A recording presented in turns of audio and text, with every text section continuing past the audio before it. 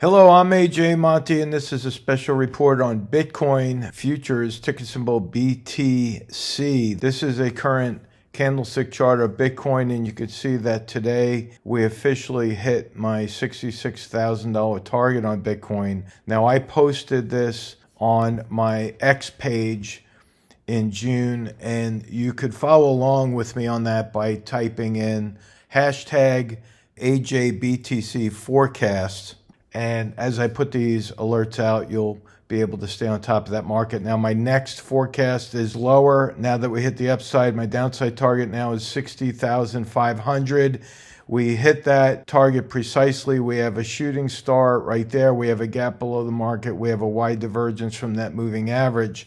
We have a drop in volume on the way up after a long stretch of green, so we're long overdue for that red.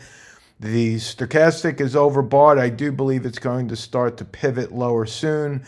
And as you can see down below, the CCI is already overbought and hinging lower.